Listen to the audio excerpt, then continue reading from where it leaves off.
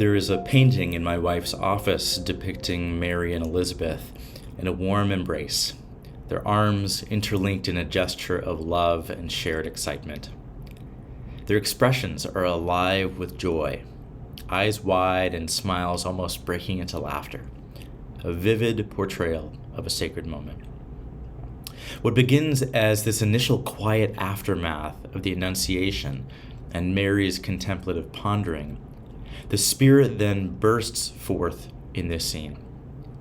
Mary's long journey through the mountains to Elizabeth's home is a physical manifestation of her yes to God's grace.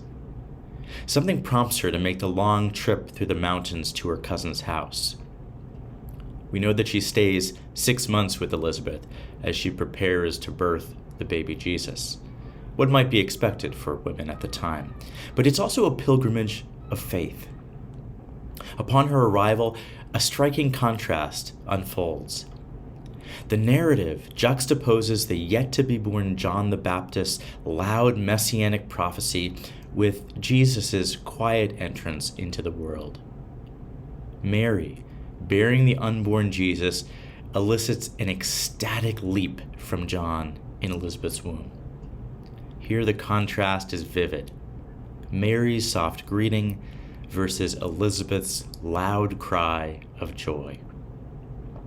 Yet there is haste. As the Spirit would later lead Jesus into the desert and into his ministry, here we see the same Spirit leading him via his mother to his first receiver of the good news. The eternal Spirit is present. Elizabeth's bold recognition of the presence of the Lord is not just a greeting, but a proclamation of truth revealed by the Holy Spirit. It's a kind of Pentecost where there is an unveiling, a new understanding. Elizabeth suddenly seems to have a felt awareness of the presence of Christ. Even her unborn child does. It's as though Jesus' tranquil presence is transformed into jubilant celebration and dance. St. Ambrose observes the children unfolding the mystery of love with the help of their mothers. We're reminded here of the deep interconnectedness between the seen and the unseen, the spoken and the unspoken, the expressive joy of Mary and Elizabeth, and the still hidden joy shared between Jesus and his cousin John.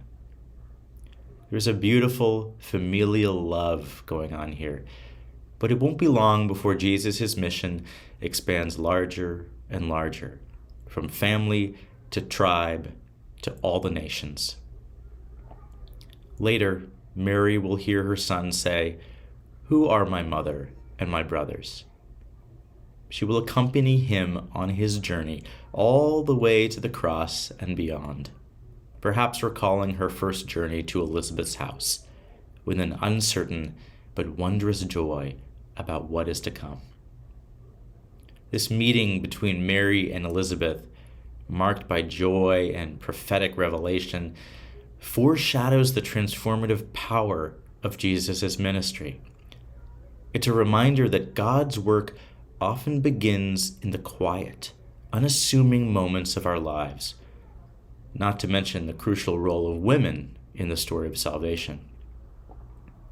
May we, like Mary and Elizabeth, be courageous in our faith, joyous in our hope, and ever open to the wonders that God has in store for us.